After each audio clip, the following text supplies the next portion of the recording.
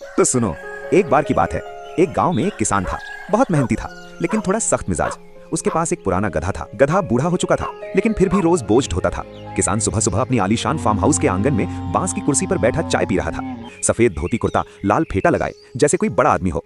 लेकिन उसके मन में हमेशा एक ही बात आती थी, ये गधा बहुत पुराना हो गया।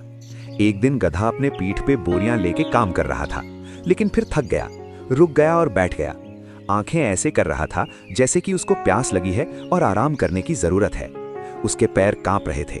किसान उसके खाने में भी बहुत कंजूसी करता था, जैसे किसी जन्म का बदला ले रहा हो। तभी किसान आया, देखा गधा रुका हुआ।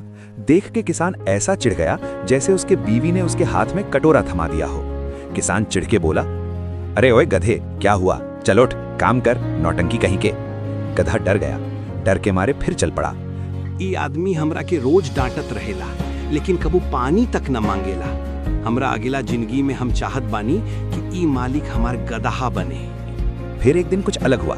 गधा बिना बोझ के था, खुश था। कुएं के पास खेलने लगा, कूद फांद कर रहा था जैसे सालों बाद आजादी मिली हो। कूदते कूदते किनारे पर फिसल गया और गिर गया कुएं में। नीचे अंधेरा।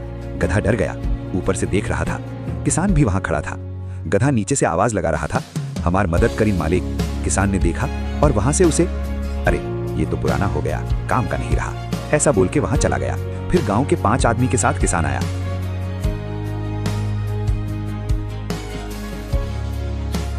सबने बाल्टी में मिट्टी लाई थी। किसान ने कहा, फेंको, भर दो कुएं को। मिट्टी गिरने लगी। गधा पहले तो डर गया, रोया भी, लेकिन फिर समझ आया। हर मिट्टी की परत पीठ पर गिरती। हमार मदद करी मलिक। वो झटका मारता और एक कदम ऊपर चढ़ जाता। झटका, कदम ऊपर, झटका, कदम ऊपर।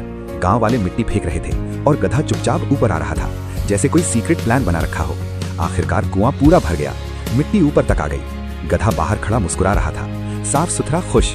और वो 5 आदमी बाल्टी हाथ में लिए, किसान भी। सबके मुंह खुले रह गए। बाल्टियां हाथ से छूट गईं, गिर गईं। मिट्टी सबके ऊपर फैल गई।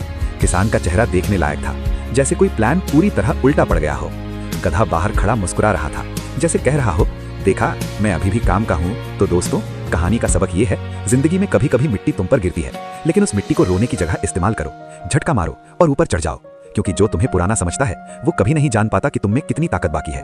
और हाँ, अगली बार अगर कोई तुम्हें बोझ ढुलवाए तो याद रखना, एक अच्छा सा जंप हमेशा तैयार रखो।